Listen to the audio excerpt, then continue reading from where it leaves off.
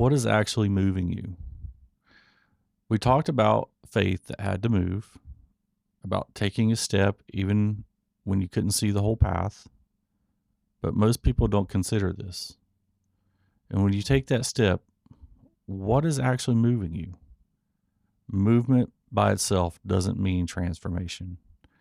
So when pressure shows up, you don't move according to what you believe. You move according to what has worked before, what brought comfort or relief. And most of us have learned to survive pressure this way.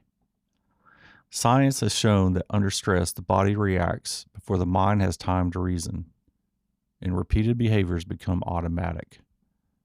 What you've done over and over becomes your default. So when pressure shows up, it tells the truth about me.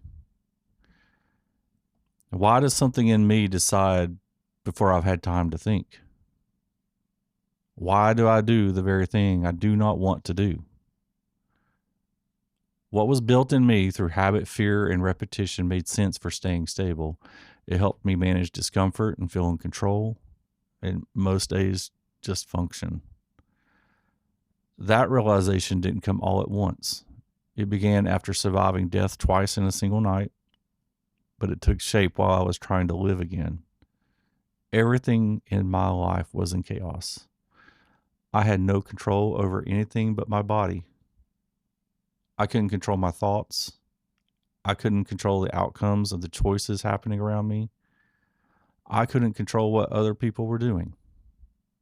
The only thing I could do was control myself. And at that time, it was only my body. I had to get moving. I had to fight to live. So I began walking, which eventually turned into running, and then trail running. And running exposed something simple. If I wanted to move forward, I had to deal with what was happening off the trail.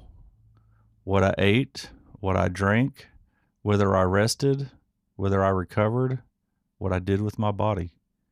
The miles didn't adjust for my excuses. And the hardest part wasn't the running, it was accepting that progress reflected what I practiced. And while I was training my body, something else was happening. I knew I wanted to change. I knew I had a purpose. I knew my kids needed a father who was present and whole, even when I didn't have access to them.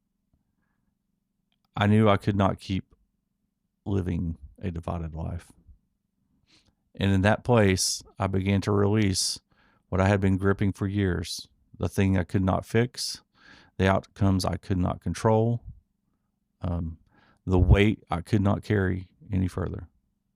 And that meaning let go of the very responses that had once kept me standing, the patterns that had protected me, the reactions that helped me survive, the substances I used to quiet everything down and escape, the belief that control was safety. And it didn't all fall off at once. As I surrendered one thing, something deeper would surface. As I let that go, another layer would come up.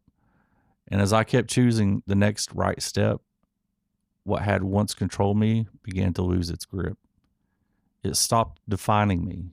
It stopped directing me. It was no longer part of who I was becoming.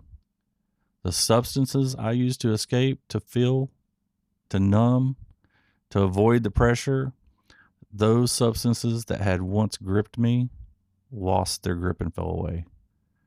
The person I was becoming no longer needed them. So let me ask you something. When pressure shows up in your life, what behaviors show up with it? What part of you reacts before you've had time to think? What has been operating in you for so long that you've accepted it as who you are? Are you serious about becoming someone different?